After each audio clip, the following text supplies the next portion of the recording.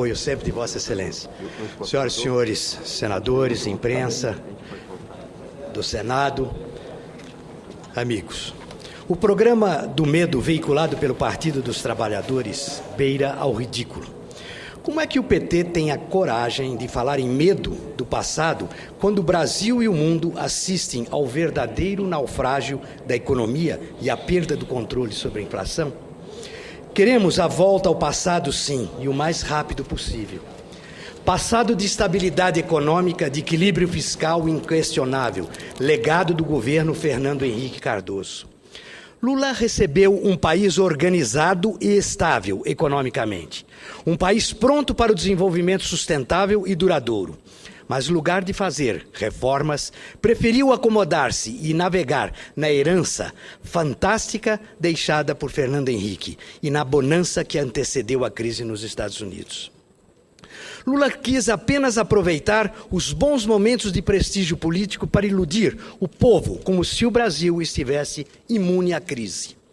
Até mesmo os tão alardeados e necessários programas sociais, colocados como bandeira maior do PT, são heranças do governo de Fernando Henrique.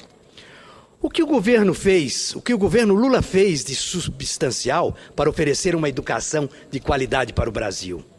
O que o governo Lula fez de indispensável para dotar o Brasil de uma infraestrutura adequada para o escoamento da produção?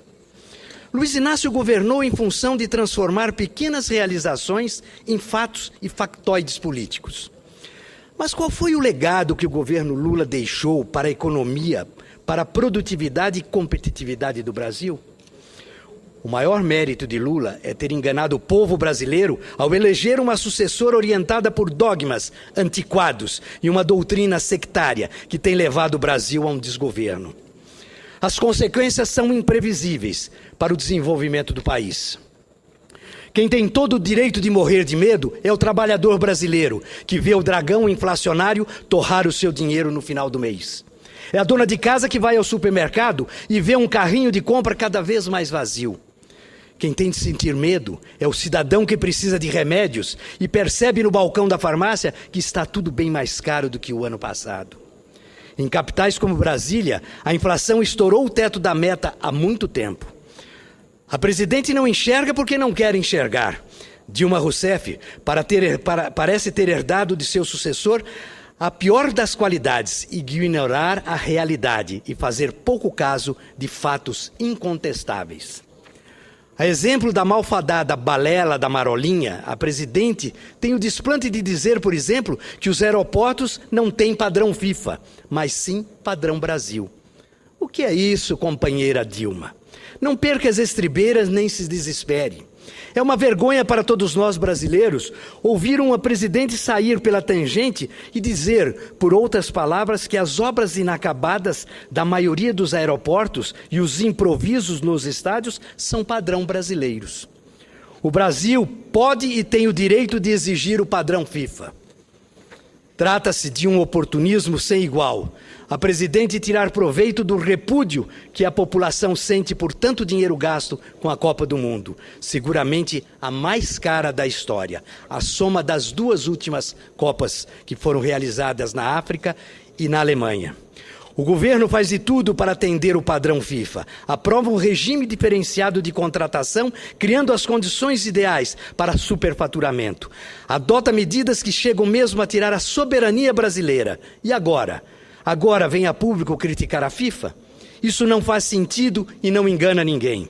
O eleitor já constatou que, além dos bilionários estados e de uma dívida a ser paga por todos nós, muito pouco vai ficar como legado da Copa para o trabalhador. Além disso, isentou a FIFA de todos os impostos. Vai receber líquido. Senhoras e senhores senadores, eu aqui tenho medo das palavras da presidente Dilma sobre a inflação. Dizer que não está tudo bem, mas está tudo sob controle, é reconhecer que a volta do indomável dragão inflacionário, alimentado pelo descontrole de preços, pelas maquininhas incessantes de remarcação e pela perda do poder de compra dos salários. Como cidadão que viveu a hiperinflação nas décadas de 80 e 90, tem medo de tudo de ruim, é prejudicial que esse quadro pode causar ao Brasil. Tenho medo desse ar misterioso de quem aposta para ver. Dilma anda cutucando o dragão da inflação com vara curta. Para ela e para a equipe econômica, uma inflação que insiste em ficar no teto da meta ou estourá-lo num mês ou no outro, dá para ir levando, embora não esteja tudo bem. Isso causa pavor exatamente porque, quando a inflação começa a fugir do controle, pode saltar de um momento para o outro de 6% para 10% e daí para diante.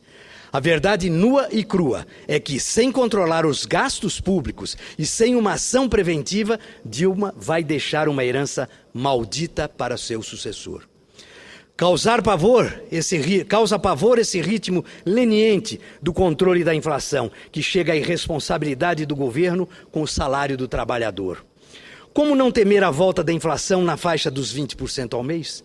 Todos nós sabemos como foi uma verdadeira guerra para o governo de Fernando Henrique colocar o freio na inflação, aliás, com medidas duramente criticadas pelo mesmo Partido dos Trabalhadores. O mesmo PT que está destruindo a estabilidade econômica tem medo das dificuldades que as famílias enfrentavam para preservar os orçamentos familiares e tentar driblar o descontrole dos preços. Antes do Plano Real, a inflação era um pavor para as empresas, que não conseguiam sequer traçar planejamentos seguros para o médio e longo prazo. Não é por acaso que o medo do Brasil inflacionado já chegou ao contexto internacional. A falta de rédeas na economia gerou a desconfiança dos investidores e resultou num rebaixamento da nota do Brasil pelas agências de risco. Esse descrédito reflete o mesmo medo que os brasileiros têm em relação à continuidade do governo Dilma. Não estão claros os rumos que serão tomados na condução da economia por um presidente que enfrenta frágil quadro fiscal e desaceleração do crescimento do país. Tudo indica que, para melhorar os números, já estão pensando em uma manobra contábil, ardilosa e sem compromisso com a verdade. Como qualquer brasileiro com um mínimo de bom senso, tenho medo das mentiras do ministro Mantega para o desempenho da economia. Até agora, as previsões fantasiosas foram um fiasco. Será que Mantega e Dilma vão lembrar que no início do governo previram um crescimento médio do PIB de 5% ao ano? Nesses anos do governo Dilma, o Brasil só tem visto um pibinho, através do outro, na faixa de 1,9. O governo Dilma só não perde em desempenho para os de Collor e Floriano Peixoto. Consegue atingir apenas 40% do crescimento médio de todo o período republicano. Imagine se ela não tivesse a fama de boa gestora.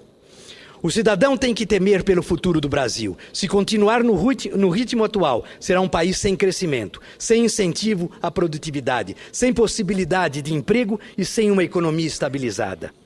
Apavora lembrar que a corrupção leva pelos ralos 69 bilhões de reais por ano. Esse é outro fantasma que nos atormenta. A continuidade dos males do presente, das falcatruas, dos mensalões, dos demandos, dos aparelhamentos da máquina pública e da má gestão. O brasileiro quer voltar a ter um país de futuro promissor e livre de corrupção. O brasileiro quer conversar com os políticos para que consigamos trazer o país dos trilhos na estabilidade econômica com serviços públicos de qualidade. A estabilidade econômica, o equilíbrio fiscal e o controle inflacionário são patrimônios do povo brasileiro, que quer também justiça e honestidade. O país que precisamos e devemos legar às gerações do futuro não pode abrir mão do crescimento sustentável e duradouro, não pode abrir mão de emprego, de prosperidade e de competitividade. Trata-se de um imperativo histórico, senhoras e senhores. Muito obrigado.